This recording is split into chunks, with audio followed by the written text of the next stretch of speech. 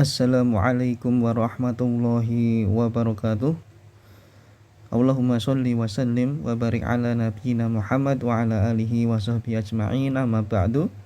Ahlan wa sahlan bikum jami'an, ikhwah sekalian dan adik-adik santri kelas 10 KMI Thullab wa Tholibat. Alhamdulillah, pada kesempatan kali ini kita bisa berjumpa kembali untuk melanjutkan kegiatan KBM online kita, khususnya di mata pelajaran Al-Fiqh. Pada kesempatan kali ini materi kita terkait dengan bab baru setelah kita selesai membahas terkait dengan bab Al-Wakalah ya. Pada kesempatan kali ini materi yang akan kita pelajari bersama yaitu terkait dengan bab Asy-Syarikatu wal Musaqatu wal Muzara'atu ya, terkait dengan Asy-Syarikah, Al-Musaqah dan Al-Muzara'ah. Ada 3 topik atau 3 poin penting yang akan kita pelajari bersama terkait dengan materi pada kali ini. Baik, langsung saja silakan adik-adik atau ikhwah sekalian dikeluarkan nanti kitabnya di halaman 93 sampai nanti di halaman 95 yang bagian atas ya. Baik, nabda. Wa qala sallallahu alaihi wasallam yaqulullahu ta'ala ana thalitsus syarikaini ma lam yakun ahaduhuma sahibahu fa idza khanahu kharajtu min bainihima, rawahu Abu Dawud. Maknanya, Nabi sallallahu alaihi wasallam bersabda, sesungguhnya Allah telah berfirman, Aku Allah Ta'ala adalah pihak ketiga ya, pihak ketiga yang berserikat, yang maha melindungi bagi 2 orang yang melakukan transaksi syirkah ya, transaksi bisnis misalnya, selama salah seorang di antara keduanya tidak berkhianat kepada mitra yang lainnya, kepada yang diajak berbisnis atau bermitra atau berserikat. Apabila di antara keduanya, 2 pihak tersebut yang saling berbisnis, saling berserikat, ada yang berkhianat, maka aku Allah Ta'ala akan keluar dari mereka. Artinya jaminan perlindungan Allah terhadap 2 pihak, 2 mitra yang berserikat tadi, atau yang berbisnis tadi, atau yang berusaha tadi, sudah tidak ada. Hadis riwayat Abu Daud, karena mereka atau salah satu dari keduanya telah berkhianat. Fasyarikatu bi jami'i anwa'iha kulliha jaizatun. Syirkah dengan semua jenisnya atau dengan semua macamnya itu hukumnya diperbolehkan. Ya. Syirkah di sini maknanya bisa perserikatan, persekutuan, jalinan bisnis, jalinan mitra begitu ya. Intinya bisa perorangan atau bisa misalnya kelompok atau yayasan yang besar. Intinya ada tujuan di sana. Wa yakunul milku fiha waribahu bihasabi ma yattafiqani alaihi idza kana juz'an musya'an ma'luman.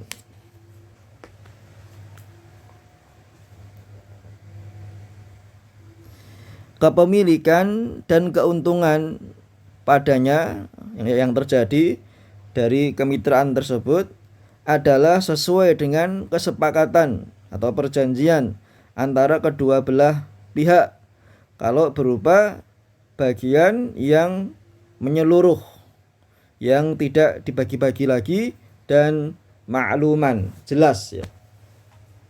Misalnya adanya hitam di atas putih, sudah ditentukan. Ini bagian kamu misalnya 60%, bagian saya 40%, misalnya seperti itu. Sudah ditentukan.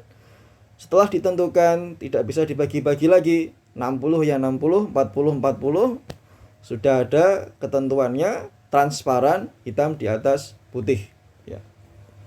Wa dakhala fi hadza, maka masuk dalam hal ini terkait dengan beberapa macam atau beberapa jenis asyarikah.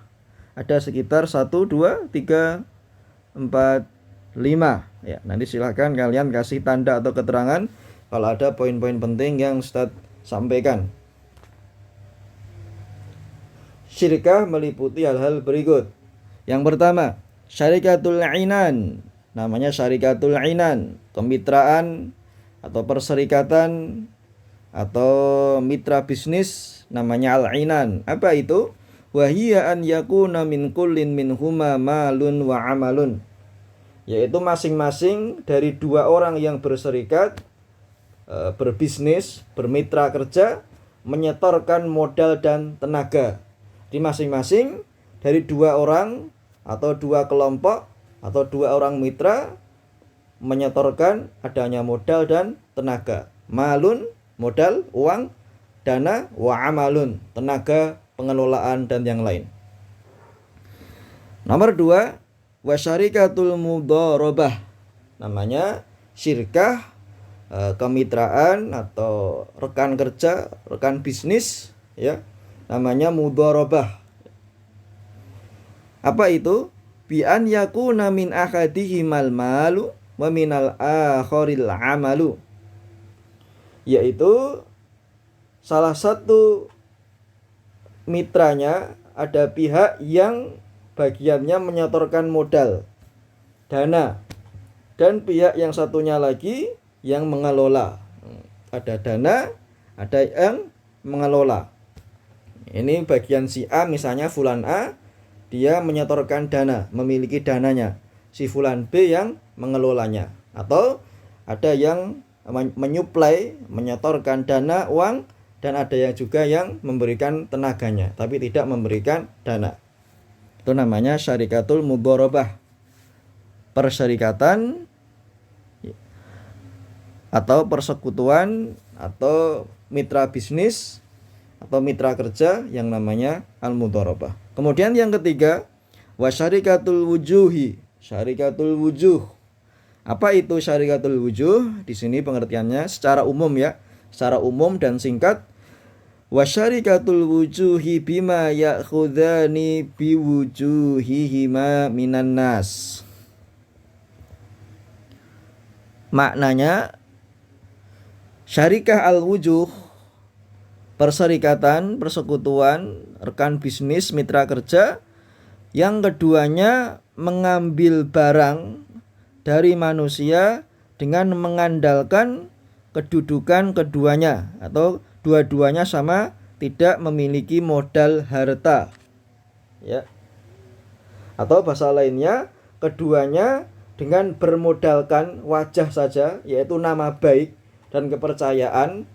Misalnya sudah terbukti, ya, memiliki reputasi yang baik di dunia bisnis, dia tidak memiliki dana yang besar dan juga tidak memiliki ahli dalam pengelolaan harta, tetapi sudah terbukti di tengah-tengah masyarakat atau di dunia kerja. Ini orangnya amanah, orangnya terbukti dan menghasilkan uang. Jadi modal wajah, nama baik dan kepercayaan dengan cara berhutang modal kepada manusia. Atau kalau kita bisa sebut sebagai misalnya, ya, makelar misalnya. Hanya membantu yang menjodohkan calon pihak A dan pihak B yang nanti akan menjadi mitra kerja. Ini namanya syarikatul wujuh. Tidak ada modal harta, dana yang besar, dan juga tidak ada modal, ya, keahlian atau pengelolaan, tapi memiliki wajah, nama baik dan kepercayaan. Itu. Kemudian yang keempat, wasyarikatul abdan. Apa itu syarikatul abdan? Pengertiannya secara singkat, bi an yashtarika bima yaktasibani bi abdanihima minal mubahati min khasyisin wa nahwih wa ma yataqabbalani minal a'mal. Syarikat abdan maksudnya yaitu dua orang berserikat, saling bermitra kerja, berbisnis untuk bekerja dengan kedua badannya dalam pekerjaan yang mubah, diperbolehkan oleh syariat.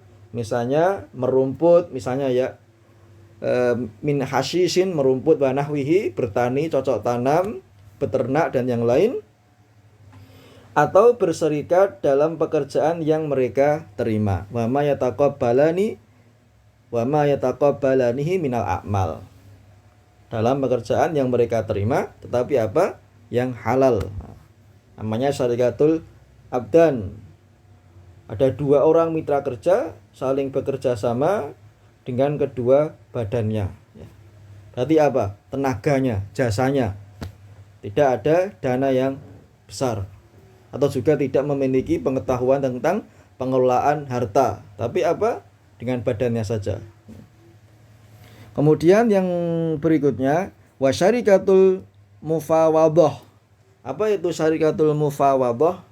Di sini yaitu pengertiannya wahiyal jami'atu li jami'i dzalik, gabungan yang terdiri dari semua syirkah mitra kerja atau perserikatan di atas. Jadi syarikatul mufawadah ini di dalamnya juga ada syarikatul ainan, syarikatul mudharabah, syarikatul wujuh, syarikatul abdan. Ya, ada dana modal, penyetok dana modal, ada yang memberikan tenaganya, jasanya, ada yang ini cuma dana, ini cuma tenaga, ada yang modal kepercayaan, nama baik, reputasi, ada yang modal untuk sekedar apa? Kayak apa? Yang membantu dengan kedua tangannya misalnya. Nah, itu namanya syarikatul mufawadah, ya. Gabungan dari syarikatul inan, mudharabah, al-wujuh dan al-abdan. Kemudian di kitab ada keterangan wa kulluha jaizatun.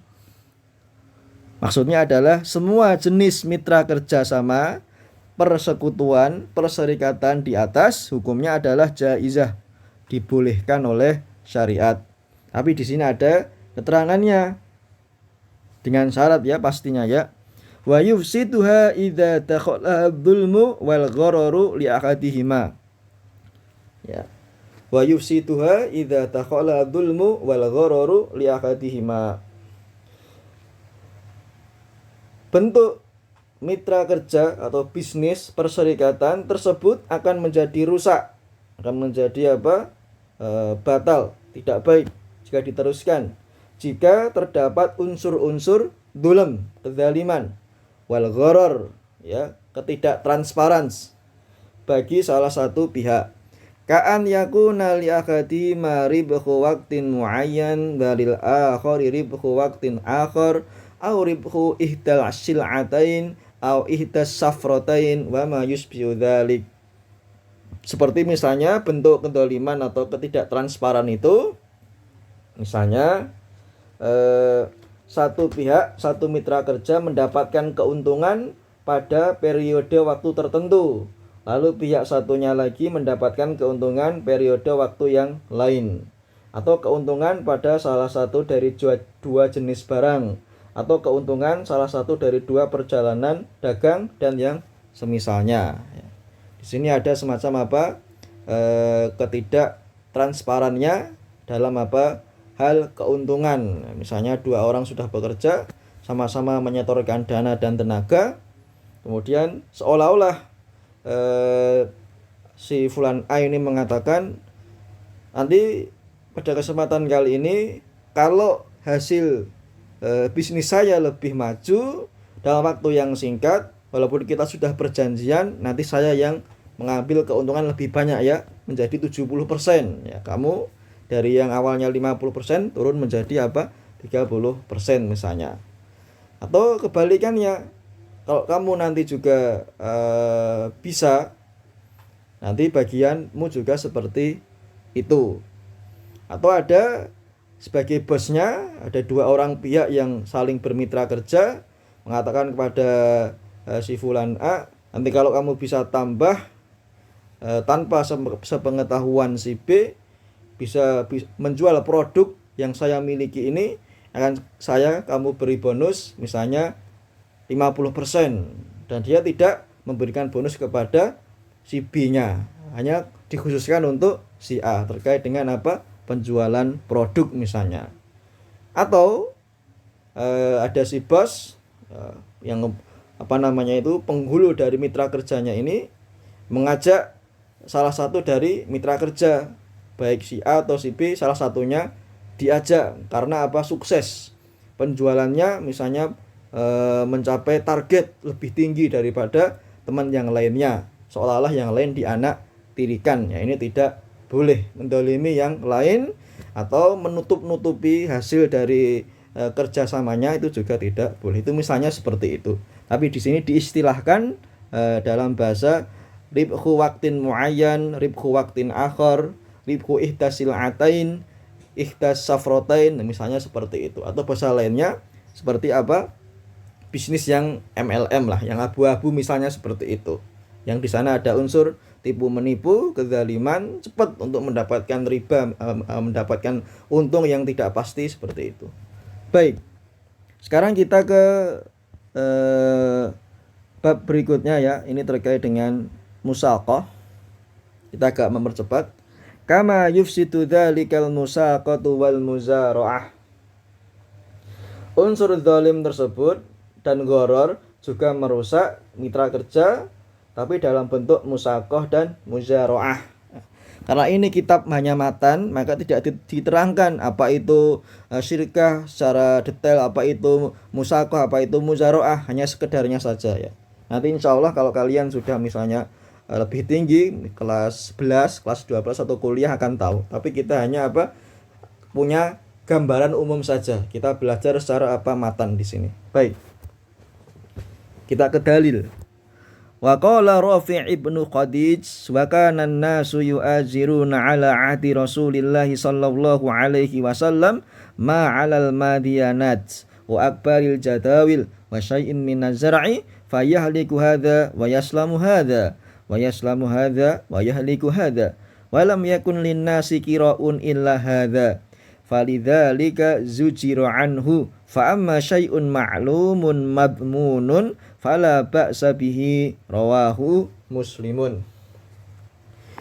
Hadis ini maknanya, dulu pada masa Rasulullah Shallallahu alaihi wasallam banyak para sahabat yang menyewakan tanahnya dengan imbalan memperoleh hasil panen dari tanaman yang tumbuh di sekitar parit atau saluran air atau sejumlah tanaman itu sendiri. Ini terkait dengan muzara'ah. Ada kalanya pemilik tanah itu rugi dan penyewa tanah justru merasa diuntungkan, atau pemilik sawah mendapatkan keuntungan dan penyewa yang merasa dirugikan. Tetapi anehnya banyak dari orang-orang para sahabat yang melakukan penyewaan seperti itu.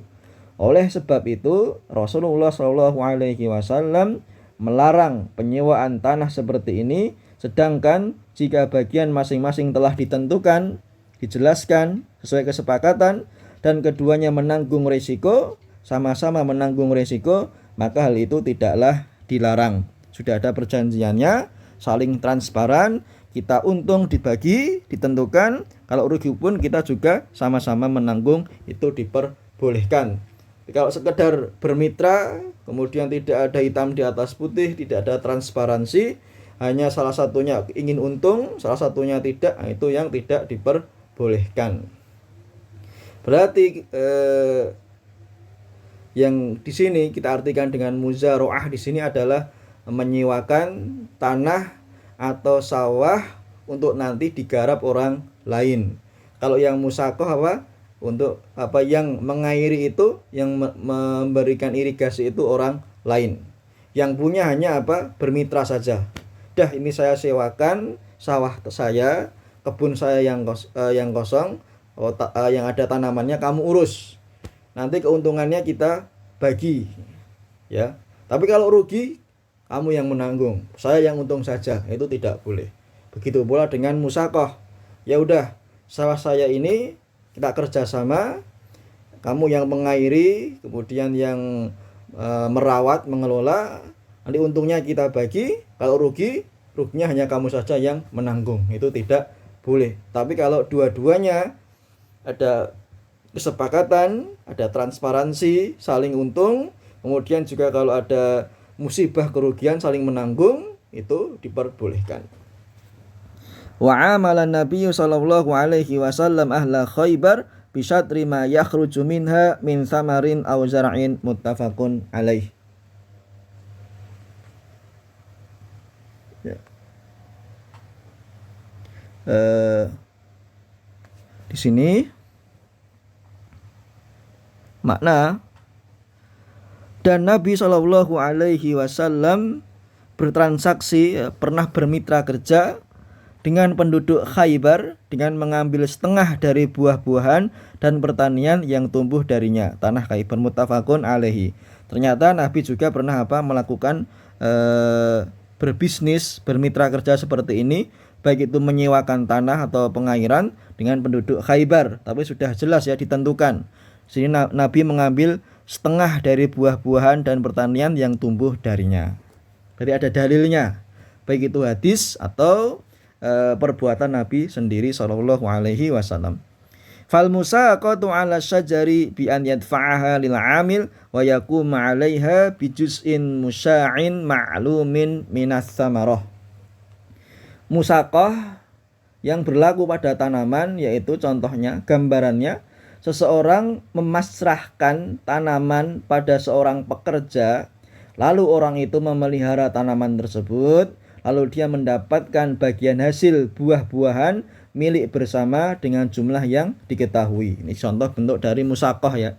Ada orang pemilik tanaman, dia bekerja sama dengan seorang pekerja, lalu pekerja itu memelihara, merawat ya, sampai nanti dalam masa panen. Lalu dia mendapatkan bagi hasil buah-buahan milik bersama tadi dengan jumlah yang sudah ditentukan, yang diketahui. Adapun al-muzara'ah wal muzara'atu bi an yadfa'al arba liman yazra'uha bi juz'in musya'in ma'lumin minaz zara'i. Adapun muzara'ah yaitu misal gambarannya seseorang memasrahkan tanah ya atau kebun kepada orang yang akan mengolahnya dengan mendapatkan bagian hasil buah-buahan milik bersama dengan sama jumlah yang diketahui, ditentukan bersama. Atau pemilik tanah atau sawah menyerahkan tanah sawah tersebut kepada orang untuk menanaminya, merawatnya, mengurusnya dengan suatu upah dari hasil tanah sawah secara menyeluruh, tidak dibagi-bagi lagi dan jelas berupa hasil pertanian. Jadi gambarannya secara umum ya, yang namanya muzara'ah, musaqah ini ada dua orang. Pihak yang pertama sebagai pemilik asli, pemilik ladang, sawah, tanah pertanian, pokoknya dia yang miliki. Pihak yang B hanya sebagai pekerja saja, yang mengelola, yang mengurusi, yang menanami sampai nanti waktu yang ditentukan di masa panen baru nanti bagi hasil. Kalau sama-sama menguntungkan, kemudian kerugian ditanggung bersama, itu boleh. Tapi kalau hanya yang si pemilik saja, penyewa saja itu yang mendapatkan keuntungan, tidak mau menerima kerugian, kemudian yang pihak si B yang sudah bekerja, yang mengelola, merawat, kemudian memberikan pupuk misalnya, atau menjaga dari misalnya hama perusak tanaman, dia sudah mengandung mengurus, kemudian juga siap menerima kerugian, tapi tidak diberi keuntungan, itu yang dilarang. Harus sama-sama menanggung untung dan sama-sama menanggung kerugian, itu baru diperbolehkan. Contohnya Nabi dan dalil Nabi tadi terkait dengan tanah Khaybar ya. Kemudian di sini wa ala kullin minhuma ma jaratil 'adatu bihi wa syartul ladzi la jahalata fi.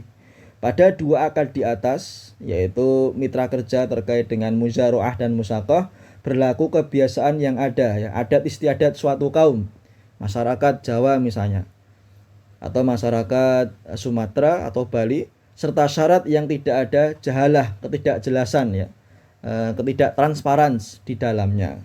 Berarti juga masuk di sana itu adat kebiasaan, bagaimana orang Jawa misalnya bercocok tanam, bagaimana orang Sumatera bercocok tanam, atau bagaimana orang Bali bercocok tanam, itu berpengaruh sekali. Karena akad seperti ini memiliki pengaruh budaya kuat dari orang-orang di suatu kaum.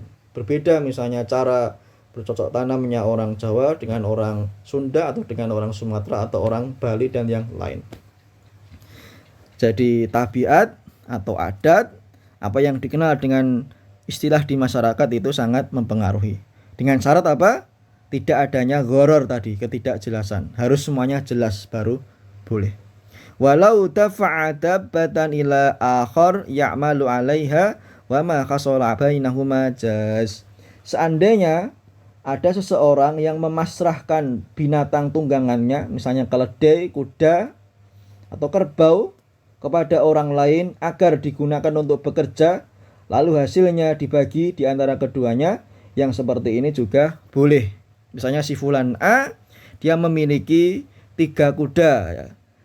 Temannya fulan B datang karena merasa kasihan, misalnya sudah di PHK, bilang, wahai fulan B, datang ke sini, saya punya 3 kuda, ambil salah satu dari kuda saya, silahkan kamu gunakan untuk bekerja, misalnya untuk menyewakan kuda atau mengajak orang lain latihan bisa berkuda, atau dengan yang lain misalnya memanah dengan berkuda, silahkan.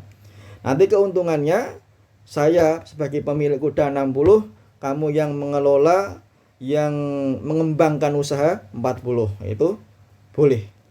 Dengan syarat tadi tidak ada unsur kedzaliman dan ketidakjelasan.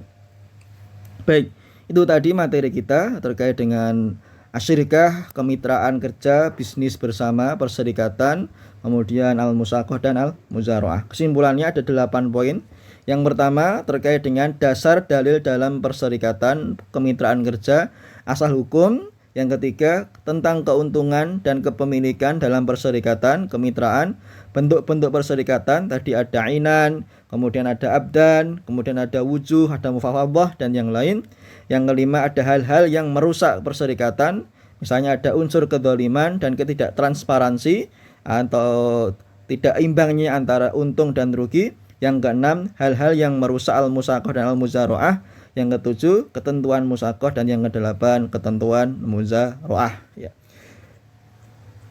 Alhamdulillah selesai materi kita, ya. Barangkali ini kita cukup untuk mengetahui gambaran fikih terkait dengan bab asyirkah wal musaqah wal muzara'ah. Adapun nanti detailnya, lebih jelasnya, nanti insya Allah akan kalian pelajari, mungkin di kelas 11 atau kelas 12 atau bahkan nanti kalau kalian kuliah mengambil jurusan syariat, ya. Karena di sini kita mempelajari matan, ya, hanya yang umum-umum saja yang disampaikan dalam kitab ini.